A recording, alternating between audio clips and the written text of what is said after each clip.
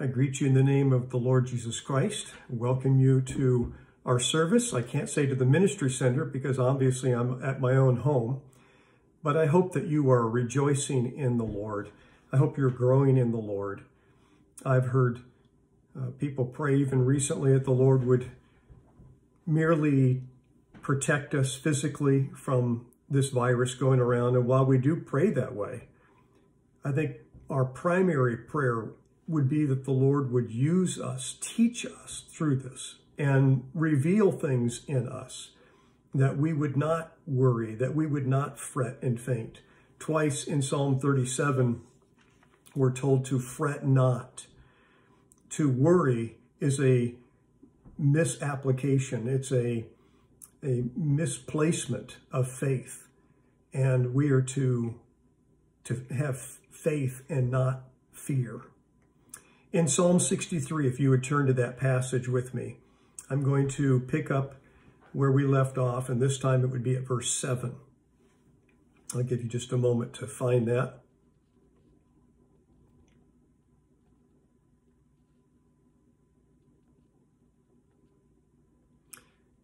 I will tell you that this psalm means more and more to me as I dig into it.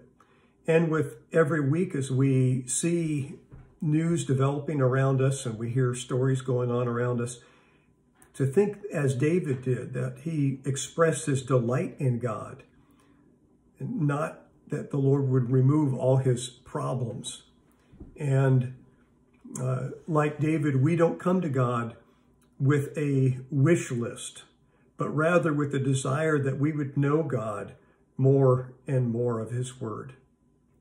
Was all of David's life a hardship? And the answer is no. Rather, David had been in the palace. David had seen success in battle. David had seen his family grow. And of late, it had been very pleasant. But the psalmist of Israel learned that as good as life could be, life with God, that his God was better than life. It's easy to pray, Lord, make the present threat go away. Or, Lord, restore to me all that I feel that I had just months ago. It's wise to pray, Lord, help me to love you more. In perilous times that David was going through, running from Absalom, he shares with us both his confidence and his passion. Every day, and every trial that a day holds can serve to sift us, to prove us, to reveal in us where our hope is. What we're looking at in Psalm 63 is a very ancient Jewish hymn book that instructs us very powerfully today. I'd like us to look in verses 7 and 8, David delighting in God as his truest protection and provision. Let's read these two verses together. For you have been my help, and in the shadow of your wings I will sing for joy. My soul clings to you. Your right hand upholds me. Memories for David of how even as a shepherd boy and then as a warrior king, how God had provided for him, as he says, you have been my help. And those memories sustained him in the present and for the future. As he says in verse 5, my soul will be satisfied. In verse 8, we come across this interesting word, clings. My soul clings to you. Your right hand upholds me. The same word in Genesis 2:24 shows up there in the sense of a man shall leave his father and mother and cleave to his wife. Cleave to his wife.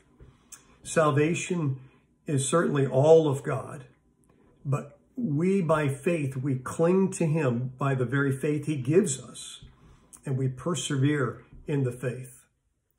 As things get dark around us, they may even get worse over the next few weeks or months, economically, that is. Those who have been following the Lord for loaves and fishes very likely will be tempted to fall away. And yet those who are trusting Christ and have put their hope in him and been redeemed by the blood of the Lamb, we cling to Christ with a very bright testimony. Let's look at these last three verses under the heading of making God our sure defense. He says, "But those who seek to destroy my life shall go down into the depths of the earth. They shall be given over to the power of the sword, and they shall be a portion for jackals. But the king," David speaking in third person of himself, I believe, "shall rejoice in God. All who swear by him shall exult, for the mouths of liars will be stopped." David was an imperfect man, and he was certainly living in a cursed world. This world is not our home, although it amazes me how we make ourselves at home in it and act as if this is our final resting place. The king was out of his palace, back in the wilderness again, where he had lived for many years. And yet, even in those extreme radical conditions, David was delighting himself in God. We don't need ideal conditions. We need a growing faith in a great God. And we need to be sure that instead of these trials driving us from God, that they drive us to God. I would sum up with these 2 points about verses 9 through 11. That all who were opposed to God's anointed were actually God's enemy. And it's hard for me not to think of this in terms and in light of Psalm or 2 Samuel chapter 7, where David is given that Davidic covenant, that promise from God, in which he's told that he will have an unending kingdom, an eternal dynasty, and the Messiah, leading to the Messiah and an eternal rule. David had been given very rich and irrevocable promises from God, and in setting himself up to be king, Absalom had rather set himself against God's expressed will. Those who defy Christ today and defy the gospel and defy and resist the church are setting themselves up for eternal harm. Now, we're not David. We're not Old Testament kings. We're not the anointed. We're not under the old covenant. But we can say with Augustine, who wrote 1700 years ago, "Thou hast made us for thyself, O God, and we are restless until we rest in thee." Let me summarize with this. All who trust in God have a godly confidence. All who resist God's anointed were setting themselves up as God's enemy, and all who trust God have godly confidence. We don't need to settle scores because our God will. Our God is a just judge who does all things well. And in the past, David could say that he had looked on God in the sanctuary, verse 2, and that God had sustained him, and that he would now, verse 11, rejoice in God. Instead of trying to get even with those who had done him wrong, David says, "I trust in God."